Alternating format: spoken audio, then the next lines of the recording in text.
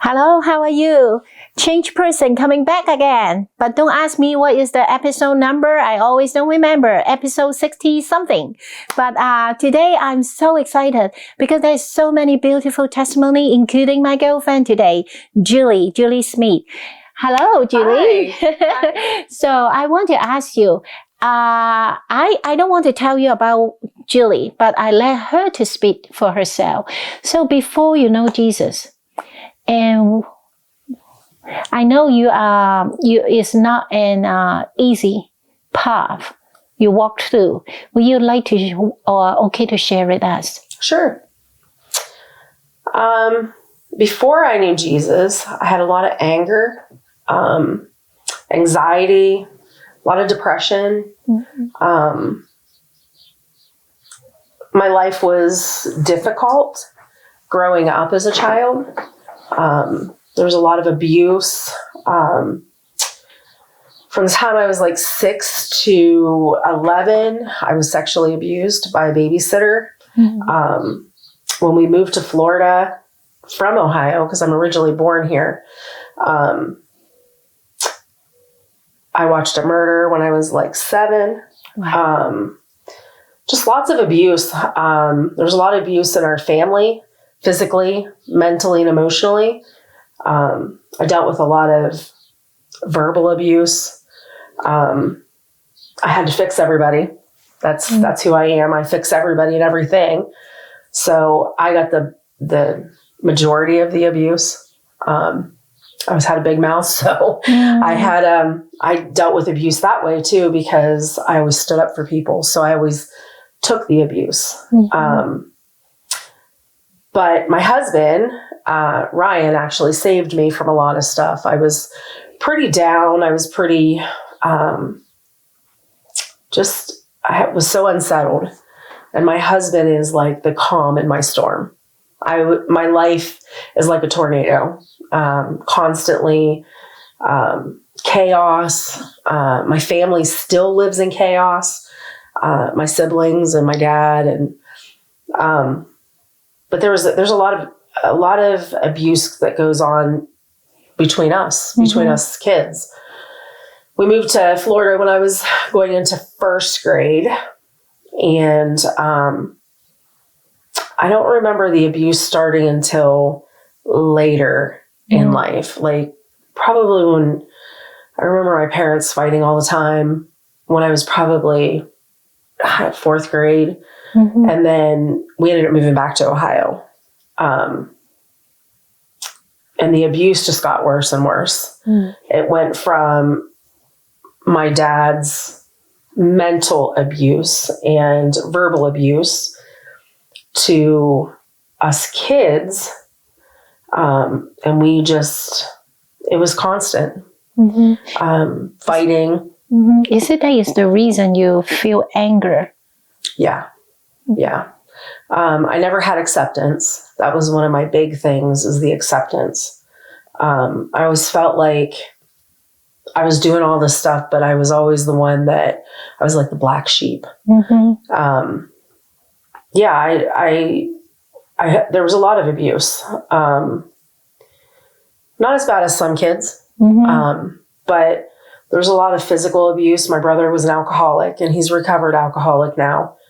I didn't do well in school because I stayed up all day, all evening with him, making sure that he was okay. Mm-hmm. And then my younger brother, he was getting into stuff, and my mom worked a lot of hours. Mm-hmm. She wasn't there. Mm-hmm. So there was a lot of physical abuse, just between my siblings and myself and my dad. My dad took a lot out on my mom. So, so how about your school life? Is it better or even worse? My what life? School. My school life? No, I went through a lot of abuse in school. I was made fun of a lot. I didn't move here until I was going into 6th grade. 6th grade, when you're in a small school, they've already got their friends. So I went through a lot of abuse that way. Is it called bully? Yes, I was bullied a lot. And I kept that grudge for a long time. I thought I was over it, and I realized I wasn't. When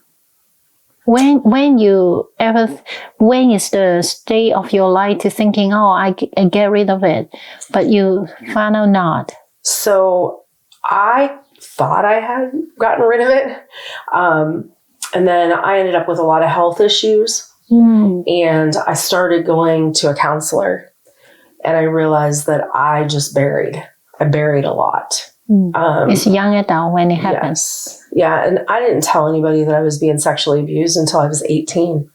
And my mom and I had gotten a fight. And I'm not proud of it. I used to hit my mom. There was a lot of hitting in our family. There was a lot of just anger. There's a lot of anger in our family. We only knew that. We only knew anger. We didn't know the love. There was no love language. So I took a lot out on my mom, which is a huge regret in my life. But yeah, the anger is really hard to deal with. Because I still get angry, but now I think of it differently. I'm okay to get angry. I just have to watch what I say, how I do it. Emotions are different. What do you think that anger, and like you say, the anger because possible is because the trauma, the situation, you have no understanding how to deal with it. Correct. But also, would that be also because the people close with you, everyone is explained that way. Yes. You only know that option rather than other option. Right. Well, my mom was a nurse, and when I was young, I can remember just going to the police department, and I was going to turn my brother in, and my mom's like, "No, we don't do that," because as a nurse, she said, "You don't go through this." And so it was just hidden. Like everybody, if I tell somebody today the abuse that was going on, people don't believe it. You know, you don't know what's going on behind people's closed doors. There was a lot of false faces put on. So when you, during that moment of time when you grow up, I know in family might not be a option for you to speak out, not the school people because they bully you. So it's mean all that thing you experience up to, like you say, around 18 years old. You have they call it the vent.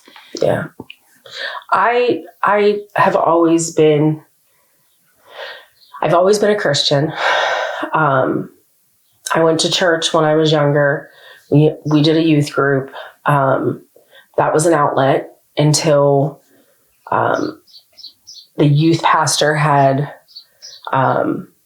brought in the football players and cheerleaders to sign autographs for us.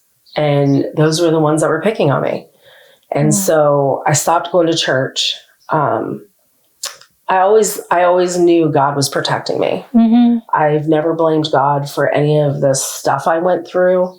I used to remember praying that God would just take my life, you know? Thank God he didn't. Right. Because now I realize I'm really, really invested in Young Life, which is our youth group.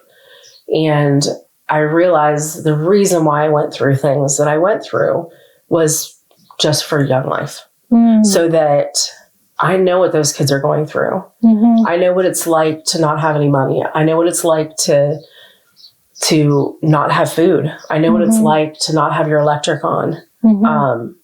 I know what it's like to be physically abused or sexually abused. Cheated on. There's so many things. I relate to those kids. And I feel like God has put that in my path for that exact reason. But before the youth group, and like you say, you didn't go to youth group, even though you know God, but you didn't go youth group, and up to you have finally served at the church. In between, how you come back to God? Well, when I got pregnant with my oldest, that's 18, I knew I needed to be in church. I don't know why I was drug like that. Just, I had to find a church. Mm-hmm. My husband wasn't going to church at the time. It was just me. And I took chance and we went to churches. We settled in a church for 13 years. And realized that my kids were not getting anything out of it. And so when my son went through a lot of abuse at school, went through a lot of mental stuff, and I went to our pastor at the time and said, these kids need youth group. These kids are they're killing themselves and they're going through this agnostic, everybody, kids don't believe in God. They, not sure what their gender is. There's so much that's going on with these kids right now. And I said, we need a youth group. And they said that they didn't have enough youth. Mm-hmm. So they told me to pretty much take my child somewhere else to youth group. So I happened to be doing, our Ted and MJ. I was doing MJ's hair. She was referred to me by another lady in our current church. MJ is the pastor wife. Yes, the Ted is pastor. Yes, okay. Yes. So she just kept encouraging me, and she's like, "I'll come pick your kids up," and I'm like, "They live in Salineville. Why are you going to drive out here and get them? What's special about that? I just kind of felt like it was weird to me, but because you I was never, like, all right, yeah. I mean, I never had that reaching out, Mm-hmm. And my sons both went to youth group, and Chance and Cody both went to camp, 2 different camps, but Chance went to camp and gave his life to Christ that year. And that was the end of COVID.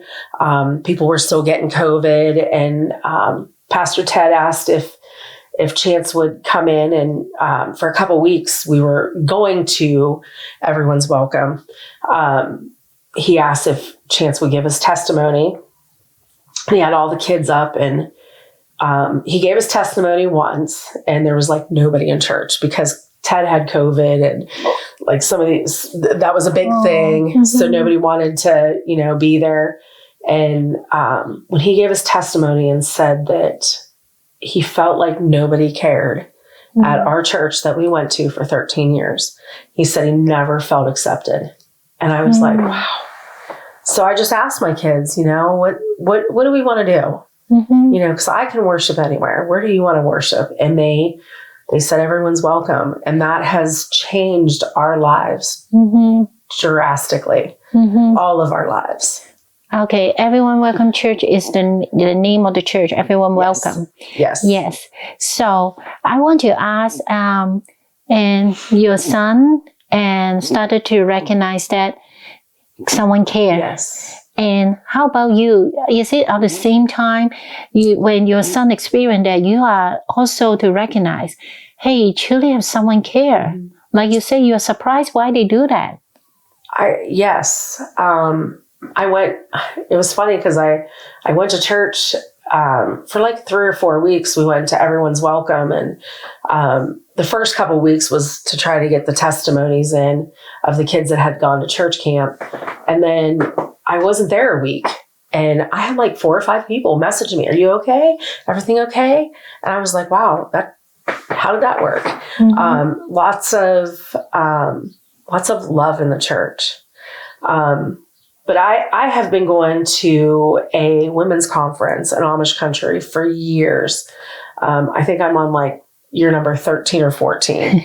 And this is just, even though it's broke, this is the day that I gave my life to Christ. It was the first time they ever did communion at the women's conference, but on 10/14/23. You still keep it? Yes, I keep that as a reminder that this is the day that I gave my life.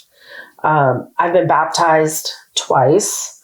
Once when I was younger, and then I got baptized with my dad and my my family, my kids and my husband, we all got baptized at the same time after my dad was really sick. And this was the first time that God spoke to me. I mean, I think there was little things, but this was a very emotional day in my life. I've always carried around that I'm not good enough. I'm not pretty enough. I'm not worthy. And there was a mother-daughter that did this conference that year. Annie Sowers is the lady that she's the daughter. She did it's actually trauma therapy, and I didn't know that at the time, but she had us just quietly sit and pray. And she just talked real quiet. Everybody was quiet. And she's like, I want you to think about what it is that has stopped you from becoming a Christian and being all in. And I sat quietly, not expecting anything. And I heard, you're a beautiful child of God. And I need to give my family to him, because I kept the chaos going. I enjoyed the chaos as much as everybody else did, and I didn't realize it. So I came back after that retreat, the women's conference, I came back and in a family text, I said, listen, I'm never apologizing for who I was. I'm never going to apologize for what I've done. I was young and I'll never do it again. This is the last time I'm going to say I'm sorry for anything I did to any of you. And I just asked them, if there's something that we need to go to counseling over, if there's something that you need to talk to me about, talk to me. Let's get this out. This is not what we should be doing. And at first, my sister and I had a really hard time. My sister and I have a very toxic relationship. I pretty much raised her kids. They call me mom. They call my husband dad. She blames me for everything. And that's pretty much what we came down to, that she blamed me for it. And I just said, well, I'm sorry you feel like that. And I'm not going to talk about it anymore. I'm not going to apologize anymore. And my sister we were taking our son to Akron Children's for his depression and things that had happened. And my sister ended up texting me that night on our way. And she just asked how I was doing. And I told her what was going on. And my sister and I started talking daily. My mom had gotten sick. My mom was in a nursing home at that time. Many times I thought my mom should pass. And I would call my uncle and say, hey, she's not going to make it. And then she would rally out of it. We would go back and forth. And my mom's nursing home had a trick or treat for the kids, and we all went there. And that was on a Saturday. And then on Sunday or Monday, my mom ended up in the hospital. I had told her that my sister and I had been talking, and my sister confirmed with her. And I feel like God gave me the blessing of helping my mom pass. Because my mom, this was 10/14/23, and my mom passed away on 10/13/23. Because I feel like our fighting and our just the negative that we had for each other was holding my mom. And my mom was able to pass. And I was okay with it. Like, I actually had so much peace when my mom passed. I can envision her dancing and running into the arms of the Lord. And I cried with happiness because I knew my mom was out of pain. Also, your dad accepted Jesus, right? Yes. He baptized. Yes. My dad went through a very traumatic sickness. He almost died. They told us that he wasn't going to make it. He was life flighted from Salem to a Cleveland clinic. And they told us he wasn't going to make it. And my dad, I saw a different side of my dad than I've ever seen. And my dad is a changed man. Mhm. One thing that I hate is that my mom and dad had gotten divorced when I was probably 8th grade, 9th grade. And my mom and dad actually fell in love with each other through my mom's passing. Mm. It was a beautiful love story. Yeah. My mom's passing was a beautiful love story. Yeah. I just wish they would have had more time. Yeah. But knowing that they made amends with each other. Mhm. Sometimes the Bible told us that the enemy come to do evil, but God turned it to a blessing, right? Yes. Yeah. And that's what that was. Mm-hmm. And I want to ask, when you say when you're little, you like always fixing the people thing, fix every problem. But actually, what I continue hear you say, and I think is because you have a big heart for everyone. You want to see them be doing what is right, living good for their life. You care about them so much, but just don't know how. Yes. Right? Yes. But that is amazing. And God is bring up that, I think right now, like you say, what you went through, does prepare you to do young life. Yes. And for the young people. I think God actually from very beginning to install that heart for you so that today you can fully use it to serve Him and serve His people. Yes. So, but I want to ask, what's the main part you think you change? Really, literally, after you really, okay, Lord, I give my life to you. And what the most obvious changing in you?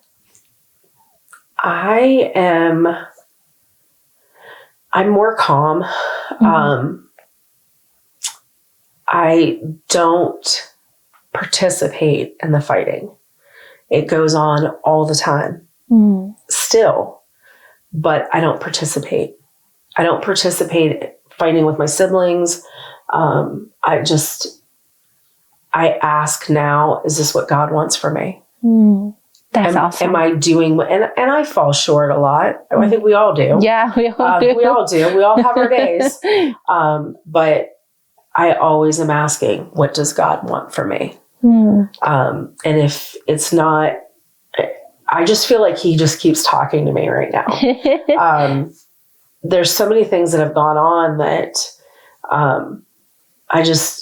God is leading it. He's leading it all. Whether it's young life or whether it's my family life or whatever it is, He continues to lead it on. And one thing I see is that you keep saying you're angry. I cannot say I know you for so long. Right. But Leonie, maybe more than 7-8 months, I never see you angry. Yeah. I have a mean streak. I do have a mean streak. You're always so happy. And I know you're willing to sometimes I'm silly, you are silly with me. Well, I have a different sense of humor. But I do I don't feel the anger like I used to. I feel like God knew that I needed that anger out of my life. And He's taken it. So I don't have the anger like I used to. I can have the anger. I have to be very careful. Yeah. But, and also when you mentioned when you're young, you're also thinking about, I'm not pretty, I'm no worth. But how about now? Do you also in that part have a different adjustment? It still sneaks in every once in a while, but I do hair, and I had a client that said to me one day, why do you feel that way? Why do you feel you're ugly? Because you're created in God's image. So why are you saying that you're ugly? And it completely changed my thought process, where I wish somebody would have said that 30 some years ago. And I just wish that somebody would have said that, because I don't feel that way anymore. I have my times, but for the most part, He has seen me through it. I think your husband helped too. Oh yeah, I have a saint for a husband. I call him Saint Ryan. Yeah, his nose nostrils are crooked. That's the only thing that's wrong. But he does. He is my breath of fresh air. So do you think God sent him for you? Absolutely. And I can tell you that after November, when my mom died, I really struggled. I went through a lot. It wasn't because my mom passed. It was the stuff that was going on, the stuff that I was dealing with from family. It got pretty bad. And I did not know how, I wasn't not able to grieve for my mom. But I remember on New Year's Eve, I said to my husband, Ryan, I need you to pray with me. I just need you to pray with me. And we started praying. We pray every night together. Wow. Since. Yeah. So, and our kids pray with us too. Because I said to him, we used to pray with our kids all the time when they were little. Now they're 16 and 18, and they'd come into our bedroom, and their friends come into our bedroom, and we'll sit and pray. Yeah. We don't do it as much right now with them because they're running, because they're 16 and 18. But Ryan and I pray together every single night. That's sweet. Yes. And I believe that is the right thing. Yes. And because if the enemy tried to destroy you, he destroy your family. Yes. That's why the trauma, the childhood, whatever is called abuse or the anger, all of this is because the family. Yes. Yeah. So now we have few minutes left. I want to ask you, if someone here right there, I believe someone experienced what you experienced. That's why you want to go Young Life to help the kids. So, and when is a young person, or maybe even a older person, they still cannot get through that whatever their childhood. Something happened to make them to become someone that today they still cannot reconcile with themselves. What you will suggest them? What wisdom you can give them? Well, one of the things I did at Young Life is I did the story on the lame at the pool of Bethesda. And I realized that my life was a lot like that. I wasn't paralyzed, obviously, but I was paralyzed in my Christianity with my love for God. And the fact that he's able to heal. Don't hold yourself back from the healing. I held myself back. I was my worst enemy. And your past is your past. Every single one of us have a past. Every single one of us has something that we're not happy about or that we're ashamed of. And the day that I took it and I put it in a box and I put it at God's feet has changed my life. It has literally changed my life. Amen. I can't stress enough. Stop being your past. Just stop being your past. Amen. I am fully agree. Especially when you say, I'm paralyzed in my Christianity. And also when you talk about don't stop the healing that needed to happen. So, everyone, if you're watching and you have the same past that caused who you are today, and that you know that is not bring you joy and hope and peace, and and Jesus is ready for you to be a new creation, and the past really gone in him. So you need to let that heart open for him to come in, and so that the healing can be started. Look at Julie. Today, she's totally a new person. I'm all in. Yeah, and you can be too. So go for it. Don't stop Jesus in your life. So, and then I will see you next time. Thank you, everyone. And if you have questions for Julie, leave on the comment. I'll make sure she get it. Bye. Bye.